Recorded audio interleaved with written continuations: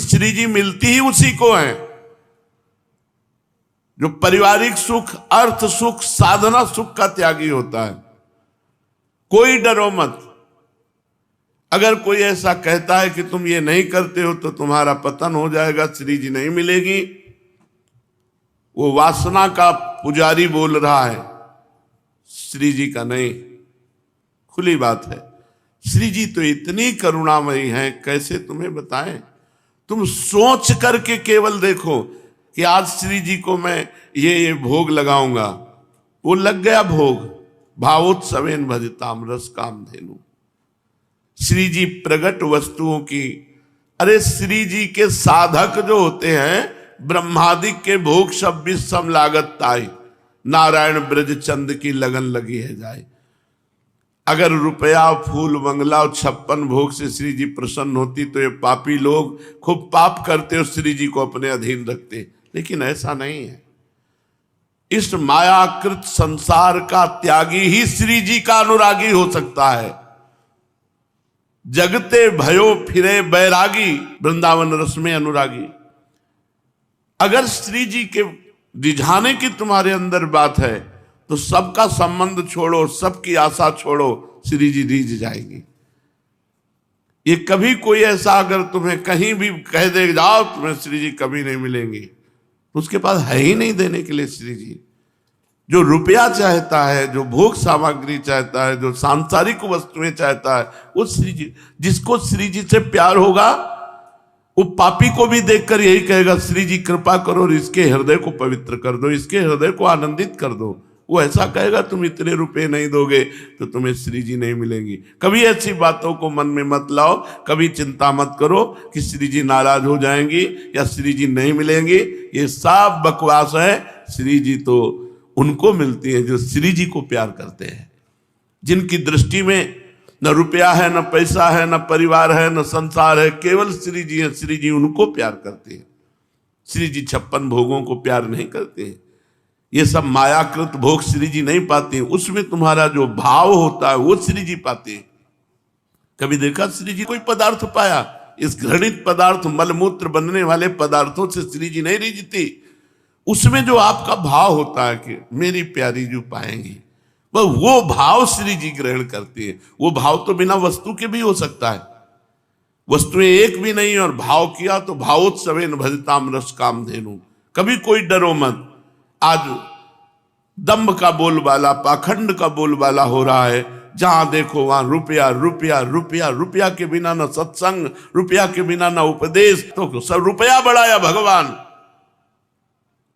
रुपया रुपया, अरे इस धन को शास्त्रों में अनर्थ कहा गया है। अर्थ ही अनर्थ है। हाँ, तुम्हारे पास है तो उसका सदुपयोग कर दो। ये गर्व मत करो कि तुम करोड़पति हो तो करोड़ों रुपयों से ठाकुर जी को घसीट लोगे, अपनी तरफ आकर्षित कर लोगे। लक्ष्मी जी चरण चापती रहती, भगवान देखते भी नहीं है। ऐसे करुणा में भगवान अपने भक्त के चरण चापते हैं। अनुब्रजाम में हम नित्यम पुयेत्यंगुरेण भी, भगवान उसके पीछे पीछे घूमते हैं। तो जो आत्मज्ञान संपन्न है, चाहे वो भक्त हो चाहे वो ज्ञानी महात्मा हो। हरिवंश महाप्रभु ये आत्म तत्व का ही उपदेश कर रहे हैं। ये जो क्रूर है, पापी हैं, दुष्ट हैं, नीच हैं, सब में हमारे राधा वल्लभ लाल विराजमान है। कैसी बातें लोग कर देते हैं। सब में प्रभु विराज। सेवक जी क्या ज्ञान की बात कर रहे हैं। आत्मा हरिवंश प्रगट परमानंद, श्री हरिवंश प्रमाण मनम। आत्म तत्व का ज्ञान बिना हुए वो अधूरा है, चाहे भक्त हो चाहे ज्ञानी हो। तो हमें किस महात्मा का संग करना चाहिए? महात्मा के संग से ही शांत भाव आता है। तो किस महात्मा का? योग वासिष्ठ कह रही है, जिन्हें आत्मस्वरूप का ज्ञान हो गया है। ऐसे उत्तम बुद्धि संपन्न महापुरुष जो सदैव आत्मदृष्टि का अवलंबन लेकर संसार में विचरण करते हैं। आत्मदृष्टि, मेरे प्रभु के सिवा कोई नहीं है, मेरी आत्मा के सिवा कोई नहीं है। सब में अपने आत्मस्वरूप का दर्शन, सब में प्रभु का दर्शन, वही महात्मा है। खास शास्त्रों की बातों को समझो। महात्मा का मतलब वेश धरकर दुनिया का प्रपंच करना। कितने लोग आकर के कहते हैं कि हमसे इतने 1000 रुपए मांग, और ना दो तो बोले तुम्हारा लड़का ऐसा हो जाएगा, तुम्हारा परिवार ऐसा हो जाएगा। सब दंभी हैं, ये सब पाखंड। हम खुला माइक से कह रहे हैं। कहीं शास्त्रों में ऐसा नहीं लिखा हुआ है कि तुम जा करके रुपए मांग। ना इनके पास सांप की सामर्थ्य है, ना वरदान की सामर्थ्य है। अपने पेट भरने और वासनाओं की पूजा करने, अपने अंतःकरण की वृत्तियों को संभालने की ताकत तो है नहीं, तो वासनाओं की पूजा करते हैं और लोगों को परेशान करते हैं। कभी मत डरो ऐसे लोगों से। अगर कोई तुम्हारे घर आता है तो तुम 2 शब्द मीठे बोलो, राधे श्याम, आइए, आसन दीजिए, जल पीजिए, भोजन कीजिए। इसके बाद अगर कोई रुपया पैसा मांगता है तो तुम्हारे पास है, तुम्हें पता है कि हमारे रुपए का सदुपयोग होगा तो दे दीजिए। नहीं, 5 रुपए देने की जरूरत नहीं। तुम्हारा कोई बाल बांका नहीं बिगाड़ सकता, कोई नहीं कर सकता। ये सब पाखंड है। जो कंचन कामिनी कीर्ति का मोह नहीं छोड़ पाया वो महात्मा है। साधु के जितने कार्य सब रुपए रहित कार्य है। मनोनिग्रह, जितेंद्रियता, साम, भगवत चिंतन, तपस्या, कहां रुपया की जरूरत है? करो ये। अखंड ब्रह्मचर्य, आजीवन जड़वत मौन, सब पर अनुग्रह, कहां रुपए की जरूरत है? साधुता में रुपए की जरूरत कहां है? यज्ञ, यज्ञानाम जप यज्ञोस्मि, सबसे बड़ी यज्ञ हो रही राधा राधा राधा राधा।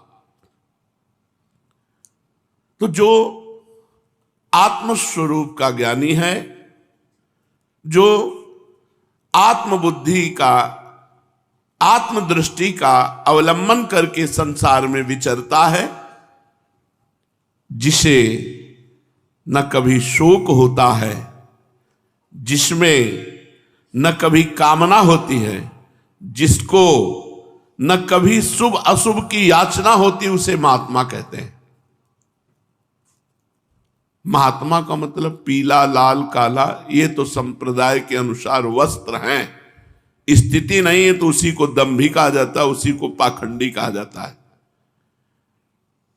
जिसे न कभी शोक होता है, न कभी कामना होती है, न कभी शुभ अशुभ की याचना होती है, जो इस संसार में सब कुछ करते हुए भी अकर्ता है, अहंकार रहित है। अहंकार भी, मैं ये करता हूं, ये भाव महात्मा में नहीं होता।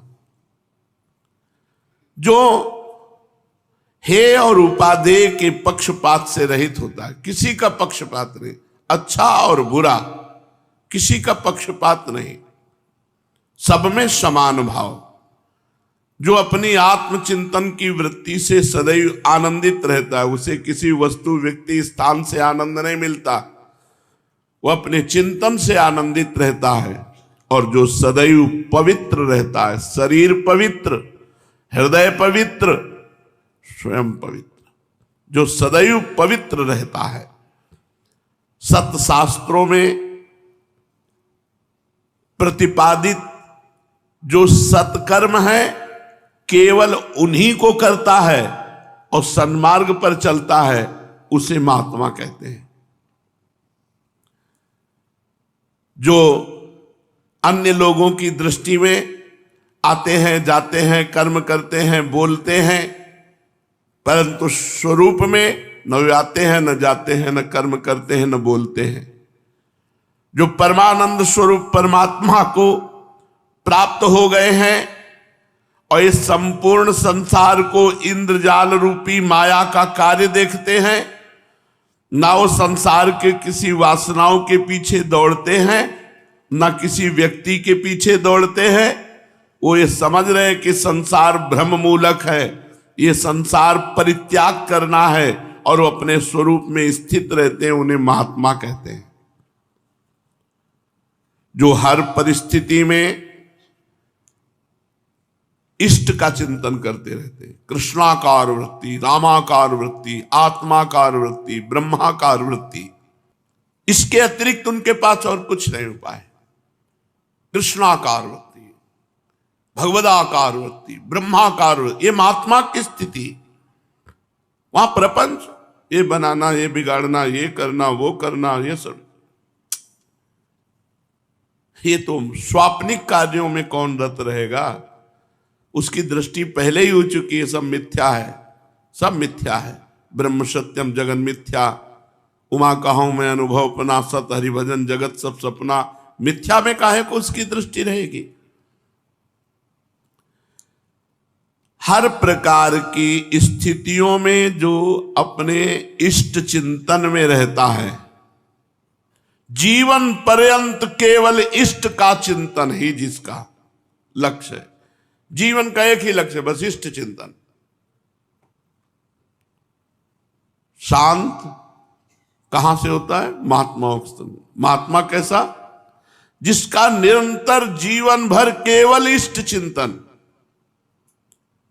उसी की उपासना, उसी का यथार्थ ज्ञान, उसके लिए कोई कर्तव्य नहीं है। जिस पुरुष को अपने अनुभव, शास्त्र के वचन और गुरु का उपदेश एक दिखाई दे, वो सिद्ध पुरुष हो चुका है। अपना अनुभव, शास्त्र के वचन और गुरु का उपदेश एक दिखाई दे, वो सिद्ध पुरुष हो चुका है। ऐसे निरंतर किए गए परमात्म चिंतन के अभ्यास के द्वारा जो परमात्मा का साक्षात्कार कर लेता है, किसके द्वारा बताया? पीछे वशिष्ठ जी ने भगवान श्री राम से कहा, हे राम, ये बोध पूरे भारत के तीर्थों के भ्रमण करने से भी नहीं मिलता, बड़े बड़े अनुष्ठानों से नहीं मिलता, ये चिंतन के द्वारा प्राप्त होता है। अभ्यास परमात्म चिंतन का जो निरंतर करते हैं, उनको परमात्मा का साक्षात्कार हो जाता है। उनकी पहचान, जो परमात्मा साक्षात्कार किए हैं, भारी से भारी विपत्ति आपत्ति पड़े परंतु उनका परमात्म चिंतन नहीं छूटता, ये बात पकड़ो। वो महात्मा, भारी से भारी शरीर पीड़ा, भारी से भारी समाज प्रतिकूल परिस्थिति, लेकिन उनका ये सब मिथ्या है, इस पर उनका चिंतन ही नहीं, उनका चिंतन केवल अपने इष्ट पर है। ऐसे तत्वज्ञानी महापुरुषों की जो अवज्ञा कर देता है, उसका भारी अमंगल होता है, उसे कभी सुख की प्राप्ति नहीं होती। इसलिए ऐसे आत्मज्ञानी महापुरुष का सत्संग करो। संसार में हे राघव, ऐसे संत महापुरुषों के मिलने से बढ़कर कोई लाभ नहीं। ऐसे महापुरुषों के मिलने को कहा गया, अगर क्षण मात्र का ऐसे सिद्ध महापुरुष का सत्संग मिल जाए तो हमारे जीवन की धारा बदल जाए।